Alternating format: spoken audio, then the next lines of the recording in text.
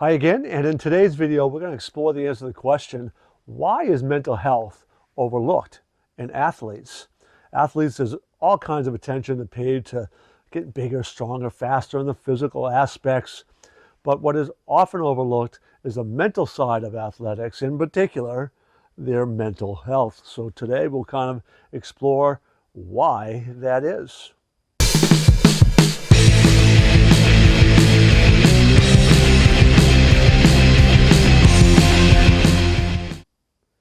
In the first part of this video, we're going to talk about societal expectations and kind of the expectations we have for our athletes.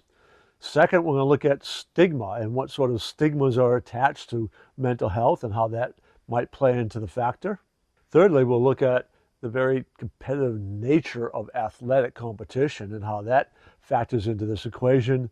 And fourth, we're going to look at the lack of resources and really the lack of awareness around mental health and what it is and how to address it and deal with it. And lastly, we're going to look at how this played out in a real life example. One of the challenges with athletes when it comes regarding mental health is we think of athletes as being the tough ones, the perseverant ones, the ones who are kind of invincible. And athletes actually, it's kind of self-imposed as well. They want to think of themselves as being the tough ones, the invulnerable ones. So this idea that I'm an athlete and therefore if I'm struggling mentally, it's something I am doing wrong or need to address, I need to handle it.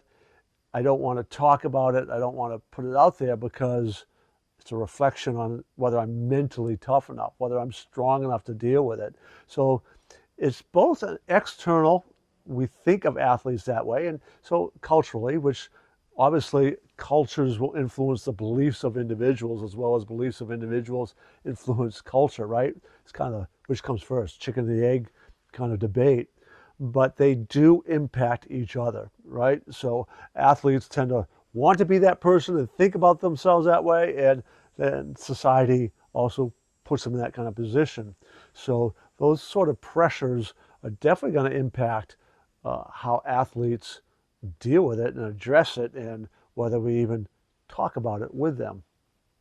There's also this kind of stigma still. It's gotten much better over probably the last couple of decades, but that there's almost something wrong with you if you're experiencing depression and anxiety or high degrees of stress or any other sort of mental illness that may be out there, and there's lots of them, right?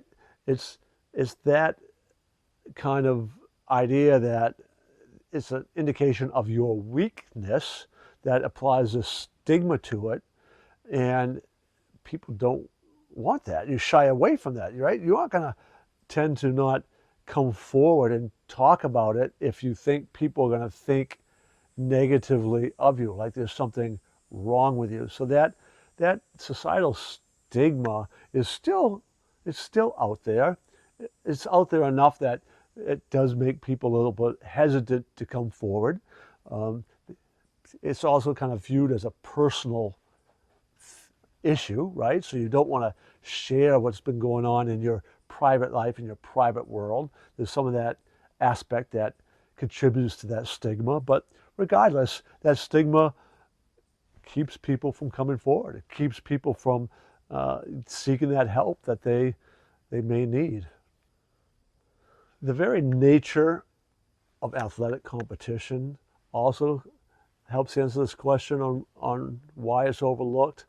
This desire to win, this desire, like when you are in sports competition, right? Ultimately, you are competing individually against another individual or as a team or organization, but the idea is to win the competition, win the championships, win world championships, win whatever it is. The ultimate goal is about winning, driving forward.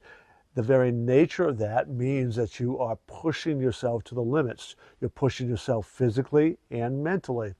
So because you're doing that, it's kind of expected that you work through the pain, physical pain and emotional pain, right?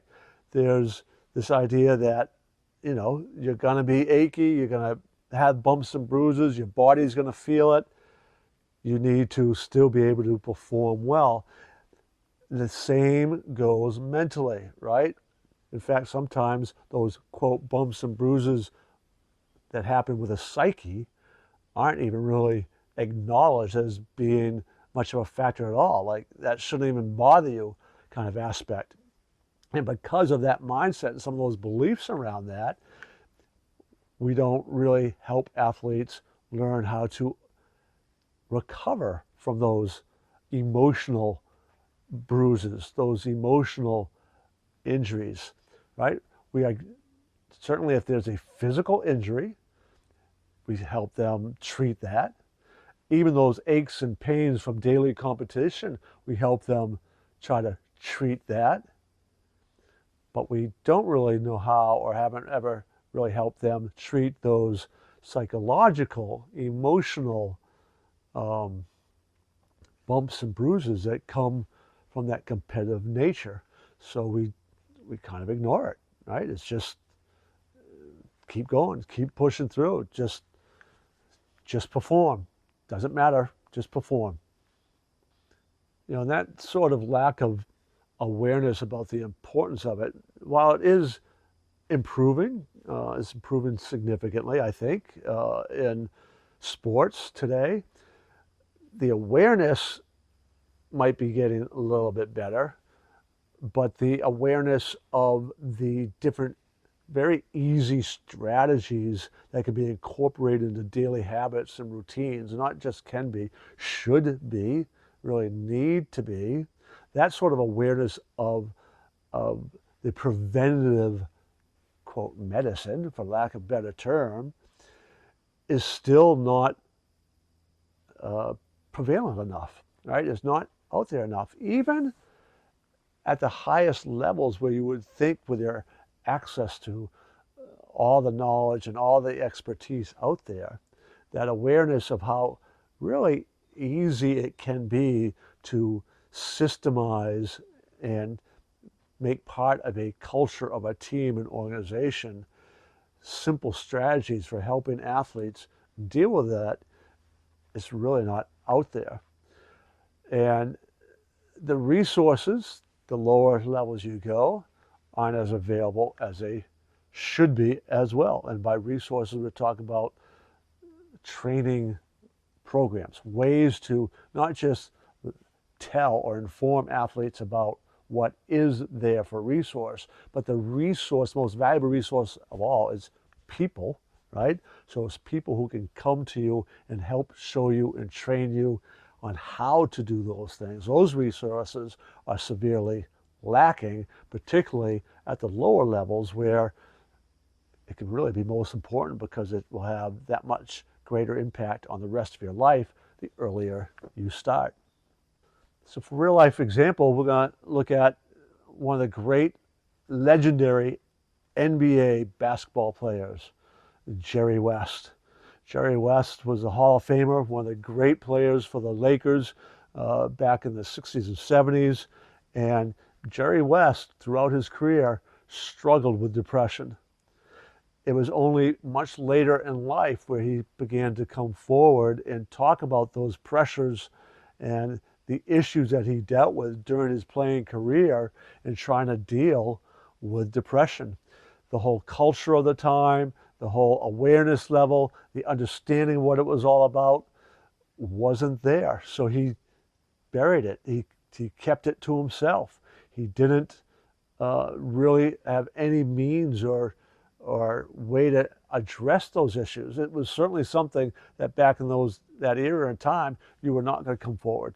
You were not going to let other people know, I'm really not feeling right. Man, I'm feeling depressed. This is just not, people would look at you back then and say, oh, suck it up, tough it up, man, just go out there, right? What's the big deal, right? They would tell you all these reasons that you shouldn't feel the way you feel without giving you the tools to deal with it. I invite you to subscribe to our channel. Check out our other videos, but you also would really probably be interested in registering for our free webinar, Emotional Hygiene, which will touch on a lot of these issues and what you can do about it. So register for that. The link to that registration page will be in the description for this video. So register for that and go check that out today, and I'll see you in the next video.